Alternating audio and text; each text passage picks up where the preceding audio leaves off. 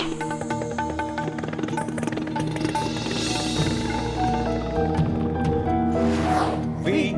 the people of India, having solemnly resolved to constitute India into a sovereign, socialist, secular, democratic republic, and to secure to all its citizens.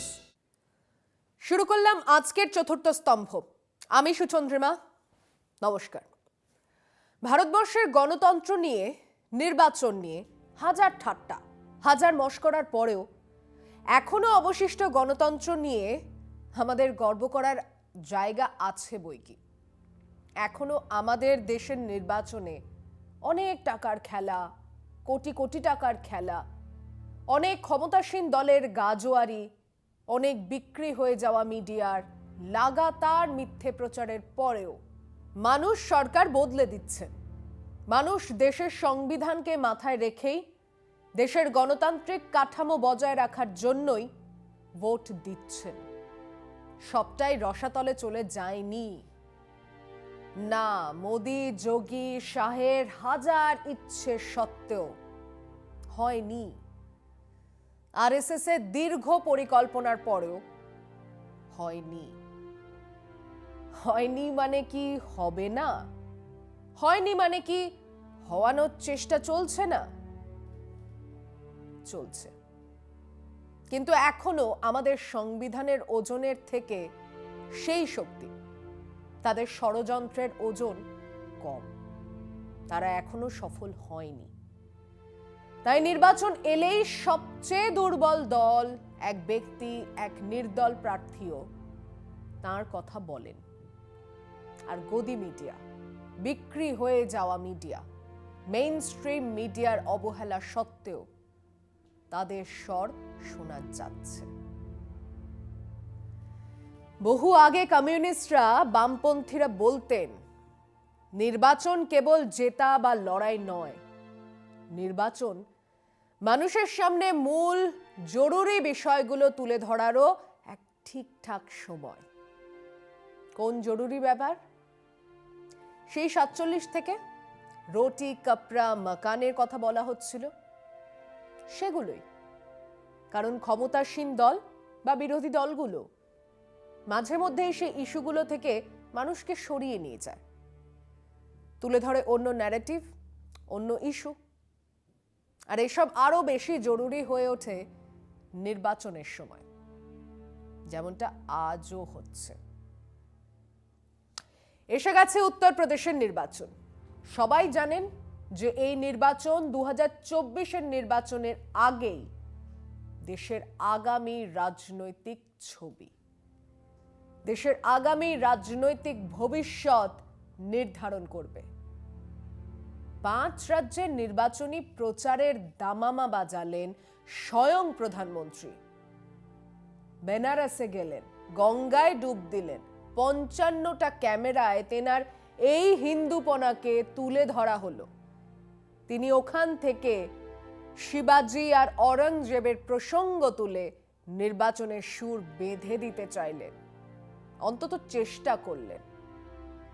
এরপরে যোগীজি 80 আর 20-এর প্রসঙ্গ তুললেন, খুব পরিষ্কার করে বলতে চাইলেন, বলার চেষ্টা করলেন নির্বাচনের সাম্প্রদায়িক মেরুকরণ করার। এমনিতে বিষয়টা খুব কঠিনও নয়। 403খানা আসন। এর আগের বারেও একজন মুসলমান প্রার্থী দেয়নি বিজেপি, এবারেও দেবে না। কেন? কারণ খুব পরিষ্কার, তারা চায় নির্বাচন ধর্মের ভিত্তিতেই হোক। তাদের হয়ে পালাগানে মেতেছে হিন্দু ধর্মসভা, মুসলিম জেনোসাইডের কথা বলছে, হিন্দু খতরে মে হ্যায়, হিন্দু ধর্মের এই বিপদের দিনে হিন্দুরা এগিয়ে আসুন, কল্পিত শত্রু তৈরি হয়ে গেল। এবার সেই সাম্প্রদায়িক প্রচারকে তুঙ্গে তোলা হবে। কিন্তু জটিলতা এখানেই, ওনারাও, ওই মোদি, যোগী, শাহেরা জানেন এটাই যথেষ্ট নয়। আরেক মুখে বিকাশের কথাও বলতেই হবে। সেই বিকাশের কথা যে গেছে গরু চড়াতে, সেই কবে। তাই মাঠে রবি কিষেন, সাংসদ, ভোজপুরি গায়ক, অভিনেতা।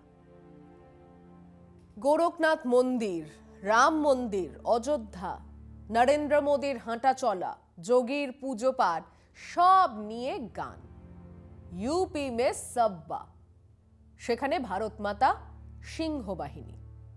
যে কব্বো না রহল वो सब्बा, यूपी में सब्बा।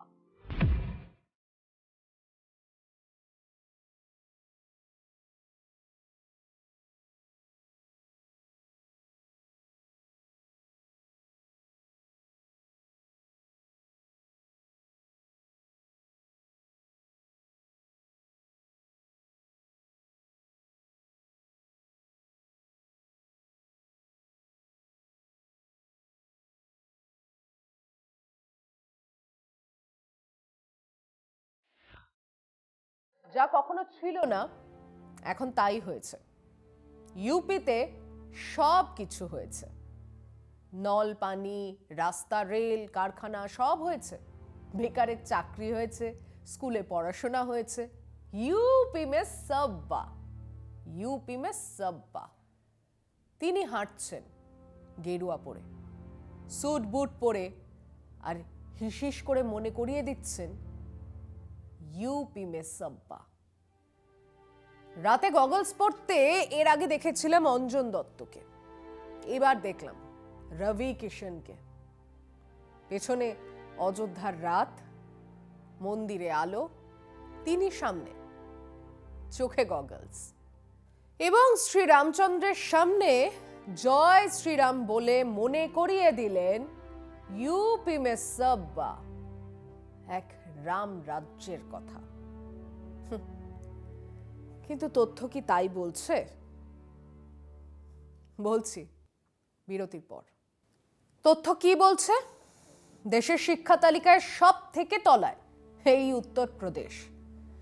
যোগীর ভয় নাকি করোনা চলে গেছে, রবি কিষেন তো তাই বললেন। তথ্য কি বলছে? সবাই দেখেছে সেই নদীতে লাশ ভাসার ছবি। মাই বহন কে জীবন বদল গই। হাতরাসে দলিত ধর্ষিতা নারীর দেহ জ্বালিয়েছে পুলিশ মাঝরাতে। ইউপি মে সব্বা। একদিন পরেই এলো নেহা সিং রাঠোরের গান, ভাইরাল হয়ে গেছে সারা দেশে। ইউপি মে কাবা, ইউপিতে কি আছে? নেহা হাতরাসের কথা বলছেন, বিকাশের নামে মানুষ ঠকানোর কথা বলছেন, শিক্ষা নেই, চাকরি নেই এর কথা বলছেন। বলছেন লখিমপুর খেরিতে গাড়ির চাকার তলায় কৃষকদের পিষে মারার কথা। শুনুন। अरे बाबा के दरबार बा, खत्म रोजगार बा, हाथ रस के निर्णय जो हत लड़की के परिवार बा। अरे का बा यूपी में का बा, कोरोना से लाखन मर गईले, लासन से गंगा भर गईले। कोरोना से लाखन मर गईले, लासन से गंगा भर गईले। टिकटिया का फनो कुकुर बिलार बा। है बाबा बाबा यूपी में का बा, मंत्री के बेटवा बड़ी रंगदार बा, मंत्री के बेटवा बड़ी रंगदार बा। किसानन के छाती पे रंगत मोटर कार बा। ए चौकीदार बोला के जिम्मेदार बा। का यूपी में का बा। না তিনি সমাজবাদী দলের কেউ, না তিনি কংগ্রেস দলের কেউ। এক নাগরিক হিসেবে নিজে ইউটিউবে গান আপলোড করেছেন। এখন ফোনও ধরতে পারছেন না, ফোনে হুমকি আসছে। ওনার সোশ্যাল মিডিয়া পেজে অশ্রাব্য গালিগালাজ করা হচ্ছে। তবুও উনি প্রশ্ন করছেন ইউপি মে কাবা। তার মানে কিছুটা হলেও মূল ইস্যুগুলো সামনে আসছে। বিকাশে সেই কল্পিত ফানুস মানুষের চোখের সামনেই ফুটো হয়ে যাচ্ছে। উত্তরপ্রদেশের নির্বাচনে ঠিক এই কারণেই যোগী মোদীকে নার্ভাস দেখাচ্ছে। এই আচমকা ইস্যু বদল তাদের কাছে বেশ অস্বস্তিকর। 5 বছর রাজত্বের শেষে স্বাভাবিকভাবেই মানুষ সরকারের কাজকর্মের ওপর ভোট দেবে। 5 বছরের কাজের খতিয়ান নিয়ে শাসক দল মাঠে নামবেন।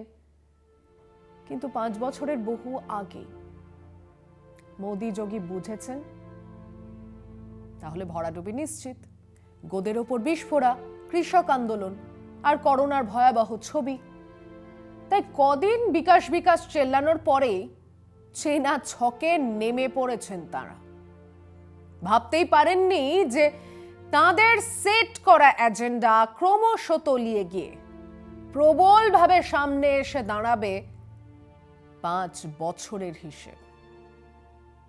এখন স্বয়ং যোগী জিও সেফ সিটের খোঁজে গোরখপুর রওনা দিয়েছেন অযোধ্যা ছেড়ে।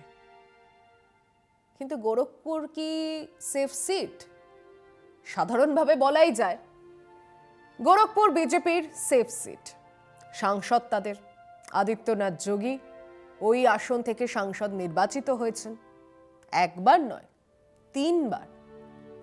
তার আগে ওই গোরখপুর মঠের সন্ত অবৈধনাথ সাংসদ নির্বাচিত হয়েছেন। গোরখপুর মঠের ওই অঞ্চলে বিরাট প্রভাব প্রতিপত্তি আছে। যদি কোনো দিন গোরখনাথ মন্দিরে যান দেখবেন তাহলে মন্দির চত্বরে বিরাট লাইট অ্যান্ড সাউন্ডের ব্যবস্থা আছে, গোরখনাথের কাহিনী। এবং সেই লাইট অ্যান্ড সাউন্ড শেষ হয় আদিত্যনাথ যোগীর ছবি দিয়ে।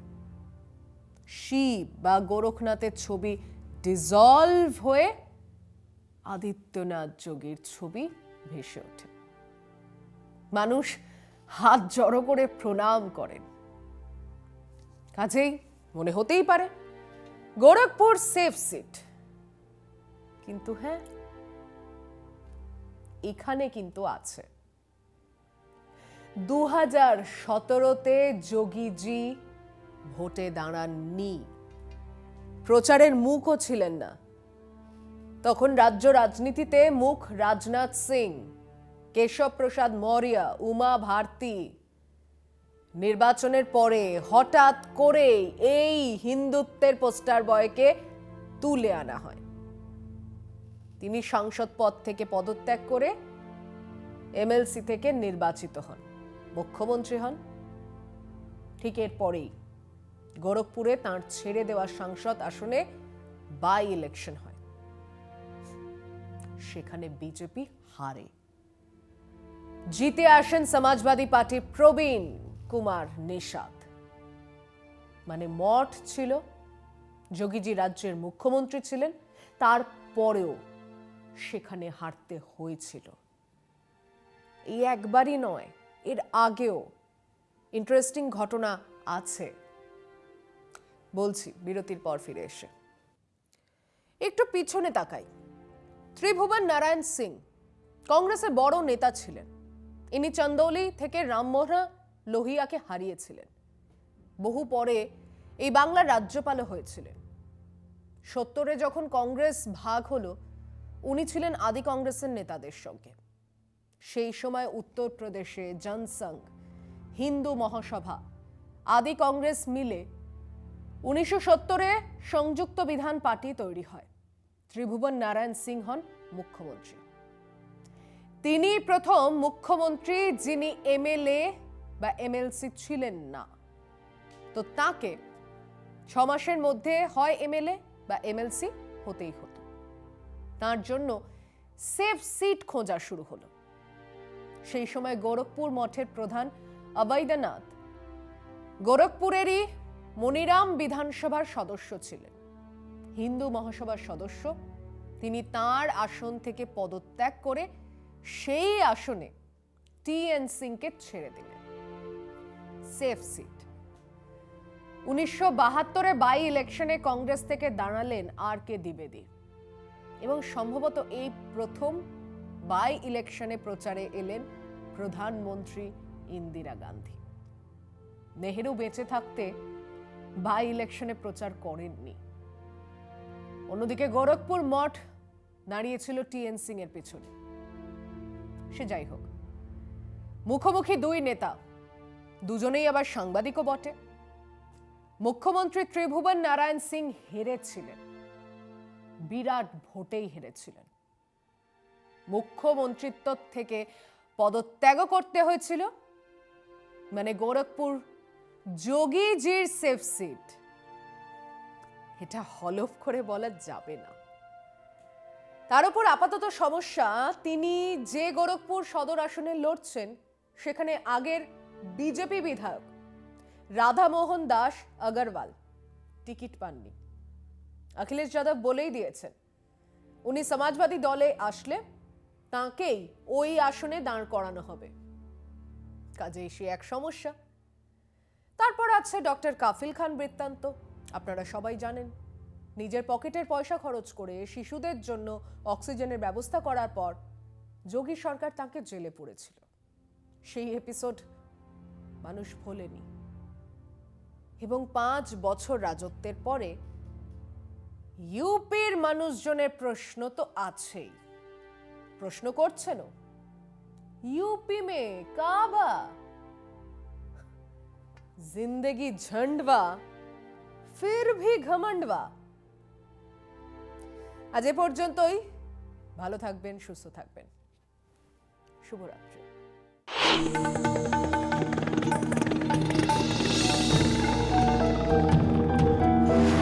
We, the people of India, having solemnly resolved to constitute India into a sovereign, socialist, secular, democratic republic, and to secure to all its citizens